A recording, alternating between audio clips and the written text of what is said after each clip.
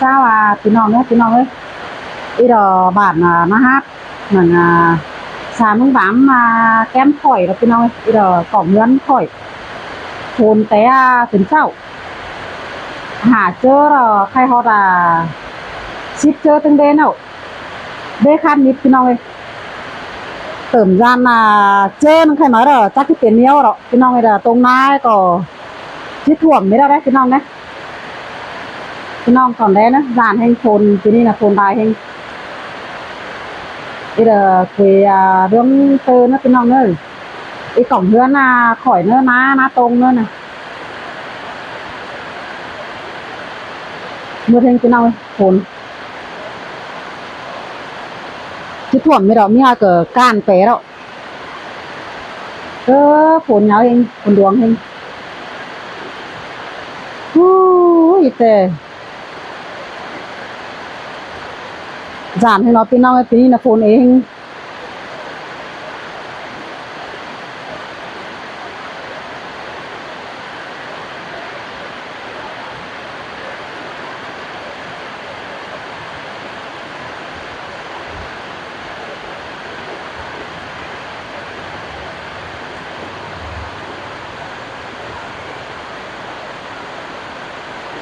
ที่ลงรังกับลงเลยพี่น้องที่ไปป่านน้ำไปออสเตรเลียมาสิว่าไปได้เลยเหนื่อยนะจานนี้มันกว่าฝนดวงนี่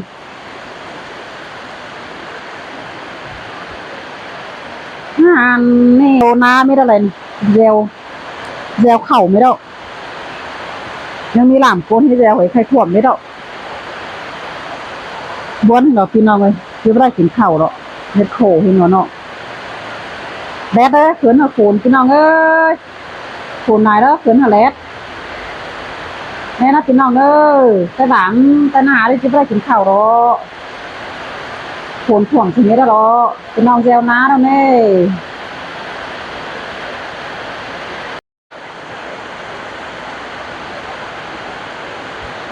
ผ้าโขนพี่น้องเอ้ย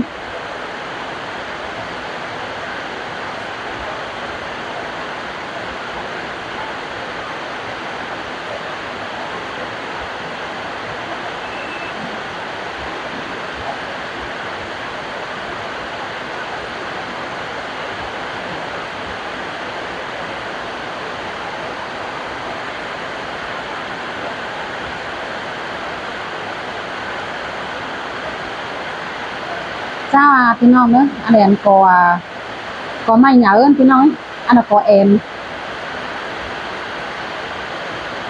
ตอนนี้ก็เอ็นแน่นบ้านฮัทมันบ้านข่อยอยู่นะพี่น้องอีละแก๊กข่อยกล้วยไปใช้เติมยามา500 เม็ดพี่น้องแบกที่ไปขนาดนี้ไปจำแล้วก็เหงานะพี่น้องเลยchắc té đâu có may là nó té ải em cháu má cái sao há hiền đâu thì nó ấy hay khỏi cái khẩu mà thì đâu cho kiểu chỉ xít nó là rồi há hiền đâu cái ô má có may nè cái cố con tay súng cái nó súng coi có may là phải có em chứ nên bản em nương súng khỏi rồi rồi nó cái non nữa đây là anh khỏi quayไปใช้หรอกมีหนองมีกออ่อยกออีกล่องเฮือนข่อยไปหรอกอีจะเป็นปลาเบื่อมเนอะพี่น้องเนอะข่อยกับบูก็ได้พี่น้องไอ้เจ้าเธอดอกเอ็มเขาเอ็มแก่โตเจ้าจำห้องไอ้เจ้าดอกก้อยมีจีพอเขาพี่น้องเลยบ้านข่อยอยู่แล้วสบายบ้านน้องจ้างบ้านน้องจ้างถ้ามาเอามาแต่เห็นตัวจ้างก็เนี่ยถ้ามาเจ้าดอเอ็มโตเลยกล่องเฮือนนี่เดี๋ยวนี้บ่จ้างพี่น้องอีนี่ปลาเบื่อแม่นะกล่องเฮือนข่อยแล้วเบอร์อันสลาของเนื้อแต่ว่าเขาดอกต้มเองเนาะนี่ร้อนเกิดถ่วมหัวถิ่นมือว่าเคยเข้าไปแล้วแต่ก็หู้โจมแต่คือเท่าไรว่าพี่น้องเบ้เคยเขาโป้งแต่คือจ้างนะพี่น้องเท่าไรเราเองเบอร์ทิ้งไหมนี่ดอกแค่บ้านน้องจ้างพี่น้อง แต่เจ้าเรามีบัวจ้างอยู่กล่องเงินชุ่มข่อย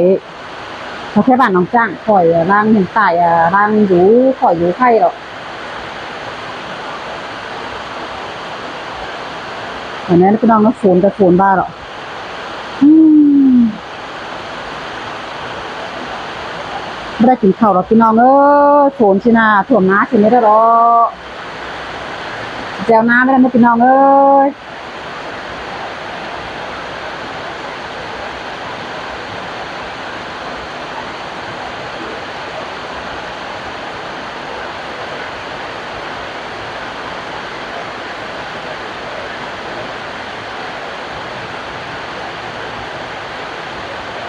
เติมโจนโหนแต่ตลอดที่บ่มีกันเนาะเลยพี่น้องนายน่ะเนื้อถ่วมนี่ดอกแม่นะพี่น้องนี่ตั้งข่อยกล้วยขึ้นเมื่อเด้ออีเมื่ออีเดาบานนะฮะข่อยหรือบานตื้มเติมเนาะ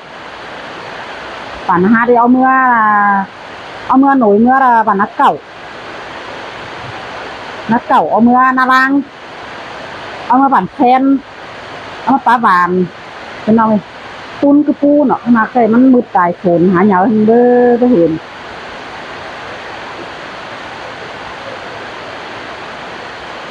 ไปตั้ง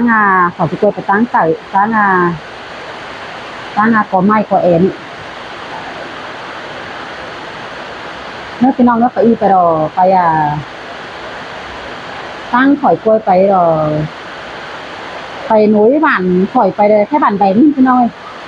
บ้านแบงเอาไปบ้านลาวเอาไปบ้านลาวแล้วมีตั้งเสขึ้นเมื่อ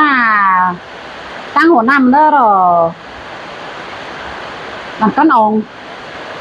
เอาเมื่อเราแค่บ้านกำกั้นมี2บ้านขึ้นลงมานาลาเอาไป